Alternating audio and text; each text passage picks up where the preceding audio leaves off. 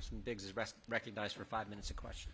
I thank the chairman, and I appreciate being here in Yuma, where there's always a very hospitable group of people that greet us, and I'm grateful for that. It's reflective of the unity of this community and how great you are.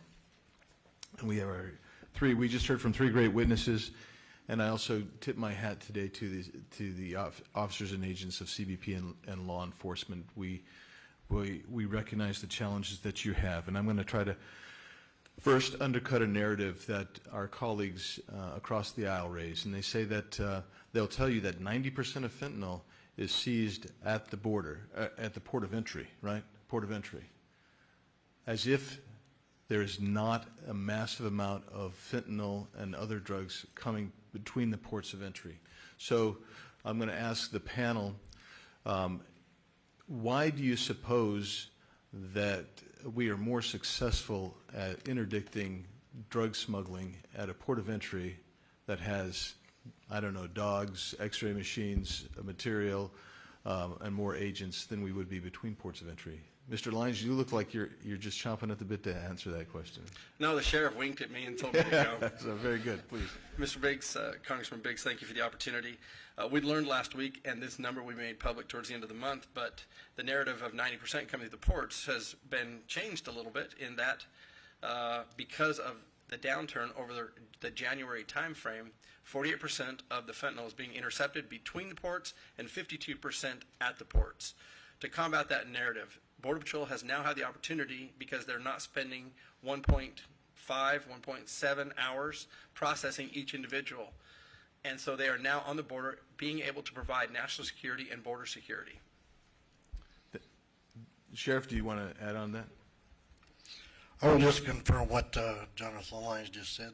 Thank you. With our agents being able to get back out in the field, it's helped us intercept that. Thank you. And Sheriff, I'm going to ask you a question. You mentioned juvenile drug smuggling, juveniles being used and exploited to smuggle drugs coming across, who have legal purpose to enter the country, or legal authority to enter the country through the port of entry. Please tell us about that. That's correct. When we speak with our port of entry personnel, they are the ones that typically are the screeners when juveniles come across from Mexico to go to school each and every day. The cartels exploit them by asking them to carry fentanyl and other narcotics across the border when they're walking into the United States. These individuals are then apprehended by port of entry personnel, who then get a hold of DEA or the local narcotics task force, and then they end up getting charged as an adult because of the amount of narcotics that they have in their possession.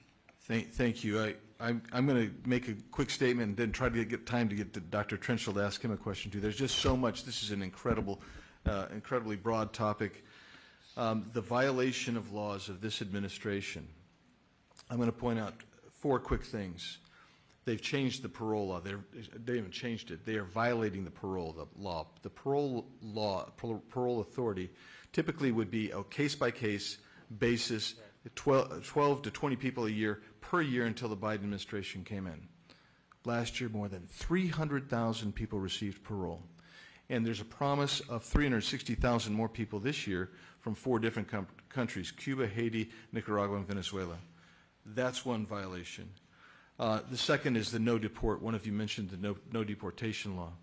More than 1.2 million individuals have received due process and an order of removal because their asylum claim was bogus, found to be bogus by a court.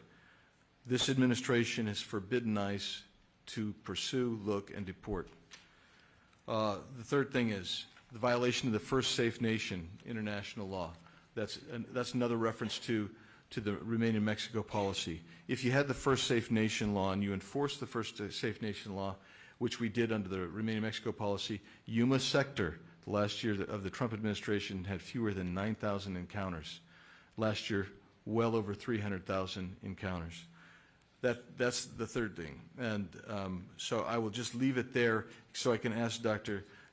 Trenchell this last question, because you said something that I think every American needs to hear. You are actually expending hospital funds, community hospital funds, to actually move people to family members or elsewhere around the country, and there are many that you are sending that you don't even know their destination. Please expand on that and tell us what that looks like. Sure. So we've, when a patient comes into the hospital, we have to provide them with a safe discharge per CMS, and we do that. So a lot of that includes tracking down their family members. We've had to fly them to their families. We've had to air ambulance individuals for higher levels of care, and we've just had to durable medical equipment, wheelchairs, walkers, all these other items that we have to provide for patients for a safe discharge. And you're not being compensated by the federal government or anyone else, and these individuals are not those that have been brought for medical treatment by CBP through some kind of legal mechanism. Correct. Some individuals may have walked in, declared themselves a migrant, and we treat those. They could have come in by taxi. They could have come in by any means. Yes. Thank you, Mr. Chairman. Thank you so much. I'll yield back. Thanks for all your good work.